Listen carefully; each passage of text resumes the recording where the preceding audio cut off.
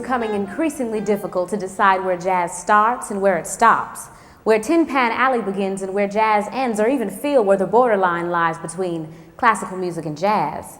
I feel there is no boundary line. Duke Ellington.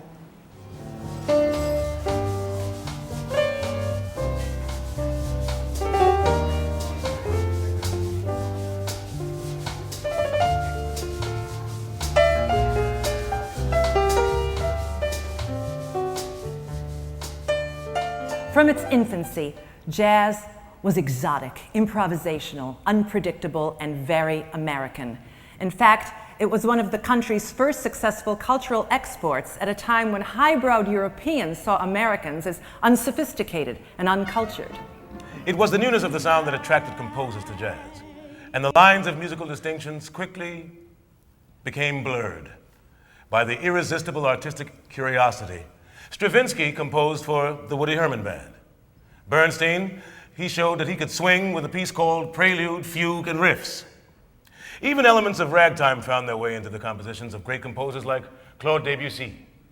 And ideas from the classical tradition began to find their way into smoky halls and jazz joints everywhere.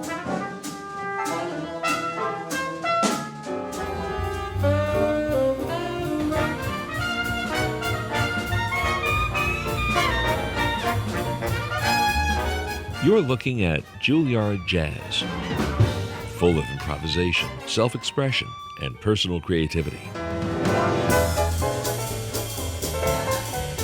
One of the unique qualities about jazz is that it embraces a whole world of music, from Africa, Latin America, everywhere.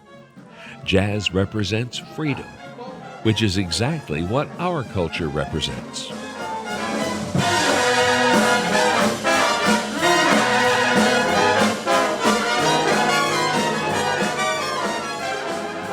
Jazz is like anything else. It's about conversation.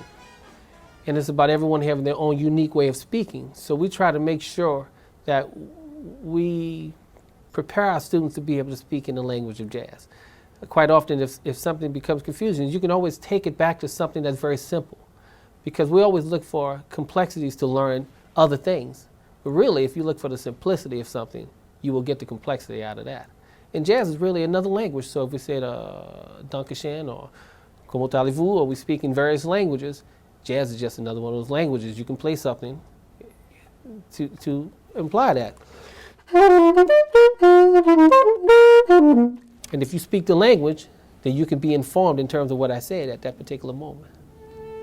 They always say that Beethoven and I think Mozart were great improvisers, and that when they would write a concerto, they would improvise their cadenzas. They would just play it. It would just come from their brain, and they would just have something made up, and every time they would play something obviously would be different.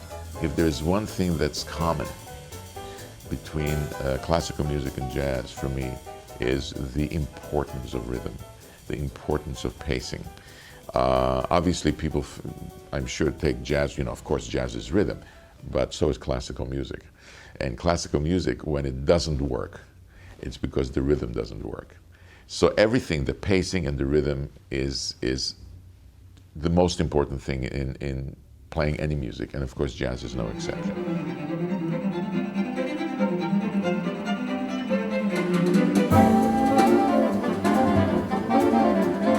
One of the unique elements of the Juilliard Jazz program is that we have the opportunity for our young artists to go out in New York City and actually around the world to perform and to bring their art to venues that ordinarily wouldn't experience the art of jazz. And we're very proud of that. And of course, it's an issue that we have to support in various ways. And we've been appreciative of the donors who have made that possible. And we hope that support will continue in the time ahead.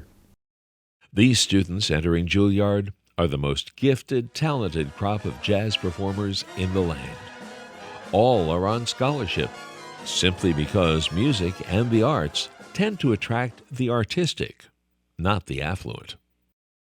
So sit back and enjoy the freedom of American classical music. From Juilliard.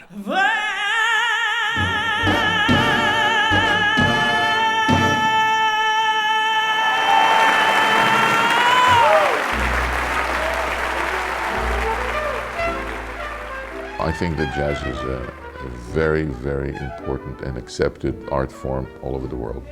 There's no question about that.